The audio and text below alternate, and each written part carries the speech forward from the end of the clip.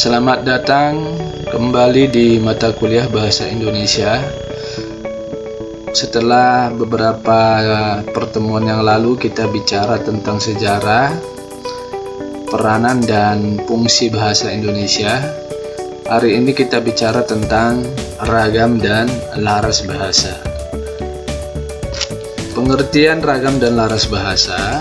Ragam bahasa adalah variasi bahasa yang terbentuk karena pemakaian bahasa. Sedangkan laras bahasa adalah kesesuaian antara bahasa dan fungsi pemakaiannya. Nah, kita perhatikan tentang ragam bahasa. Ragam bahasa tadi pengertiannya adalah variasi dalam berbahasa.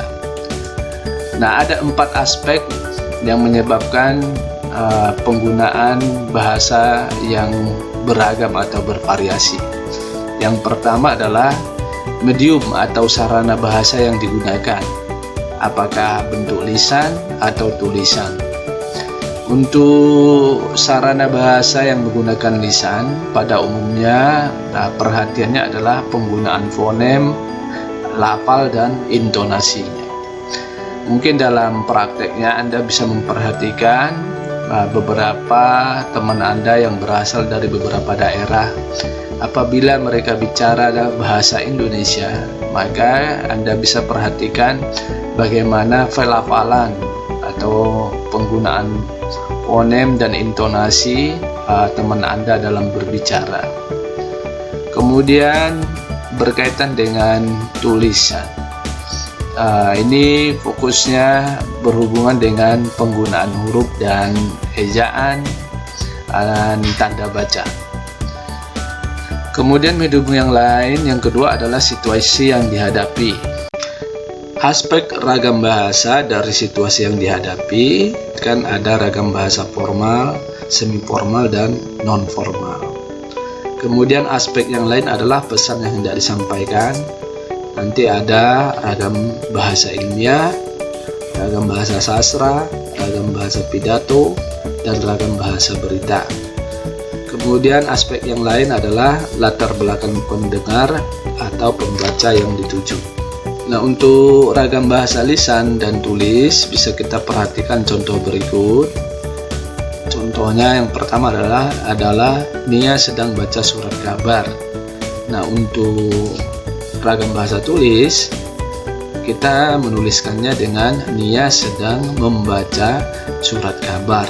Nah, ini menggunakan huruf dan ejaan dan tanda baca. Contoh yang kedua adalah Ari mau nulis surat. Nah, untuk ragam bahasa tulisnya, Ari mau menulis surat. Dan contoh yang ketiga, tapi kau tak boleh nolak lamaran itu. Nah, dalam bahasa tulisnya, namun engkau tidak boleh menolak lamaran itu. Nah, ini ada tanda bacanya, tanda koma. Kemudian contoh yang berikutnya adalah mereka tinggal di Menteng. Nah, untuk ragam bahasa tulisnya, mereka bertempat tinggal di Menteng. Jalan layang itu untuk mengatasi kemacetan lalu lintas. Jalan layang itu dibangun untuk mengatasi kemacetan lalu lintas. Saya akan tanyakan soal itu. Nah, untuk bahasa tulis ya akan saya tanyakan soal itu. Kemudian contoh yang terakhir adalah kita harus bikin karya tulis. Nah, kalau dalam bahasa tulis kita harus membuat karya tulis. Jadi bisa dilihat perbedaan ragam bahasa lisan dan tulisan. Yang untuk lisan biasanya lebih ringkas, sedangkan tulis itu memperhatikan tanda huruf, ejaan, dan tanda baca. Kemudian ragam bahasa yang lain adalah ragam bahasa formal, semi formal, dan non formal. Nah, untuk ragam bahasa formal, semi formal, dan non formal ada beberapa faktor yang membedakannya. Yang pertama adalah topik yang sedang dibahas. Apakah topik tersebut topik-topik berat, topik-topik serius, atau topik-topik ringan, atau hanya topik-topik yang untuk guyonan. Nah, itu bisa menjadi faktor yang membedakan apakah itu termasuk ragam bahasa formal, semi formal, dan non formal. Kemudian faktor yang membedakan yang lain adalah hubungan antar pembicara dan pendengarnya. Nah, kalau kita bicara dengan presiden, bicara dengan anak-anak, ya tentu kita menggunakan variasi yang ragam bahasa yang berbeda. Kemudian faktor yang lain adalah medium yang digunakan, apakah lisan atau tulisan. Kemudian area lingkungan pembicaraan yang terjadi. Nah, kalau bicara di kampus atau di pasar, tentu kita bisa membedakan ragam bahasa mana yang kita gunakan. Kemudian faktor pembeda yang lain adalah situasi saat pembicaraan berlangsung, sedang serius atau tidak serius. Nah, itu juga akan mempengaruhi pilihan ragam bahasa, apakah formal, semi formal, dan non formal. Baik, yang berikutnya adalah tentang laras bahasa. Ini berkaitan dengan kesesuaian penggunaan bahasa berkaitan dengan fungsi penggunaannya. Nah, ini umumnya berkaitan langsung dengan selingkung bidang. Misalnya bahasa hukum tentu memiliki laras yang berbeda dengan bahasa teknik. Kalau Anda membaca buku-buku dari prodi ilmu hukum dan prodi ilmu teknik, tentu mereka menggunakan istilah-istilah yang berbeda-beda sesuai dengan selingkung bidangnya.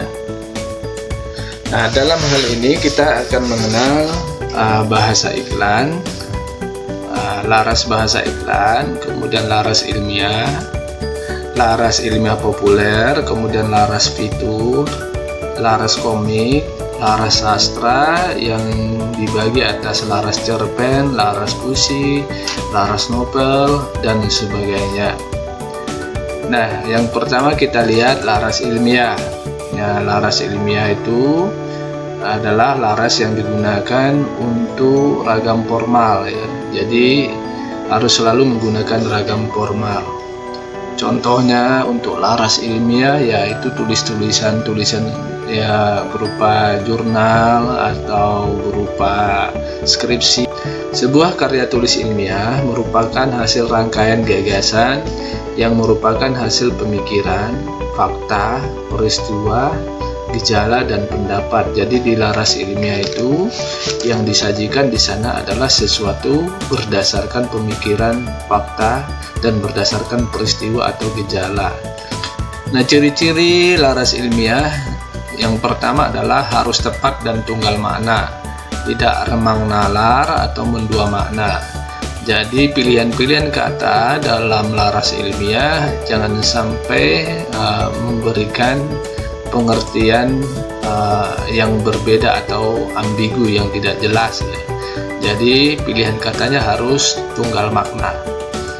Kemudian dalam laras ilmiah harus secara tepat mendefinisikan setiap istilah, sifat, dan pengertian yang digunakan agar tidak menimbulkan kerancuan atau keraguan. Kemudian dalam laras ilmiah ciri yang lain adalah harus singkat, berlandaskan ekonomi bahasa. Jadi dalam tulisan-tulisan laras ilmiah kita menggunakan kalimat-kalimat yang tidak usah perlu panjang lebar, tetapi harus singkat, tetapi memiliki makna yang tepat dan tunggal makna. Nah, untuk laras-laras yang lain, laras iklan, laras ilmiah populer, laras fitur, laras komik, dan laras sastra. Nah, silahkan Anda cari pengertian laras-laras tersebut dan ciri-cirinya. Baik, demikian untuk pertemuan kali ini. Selamat belajar.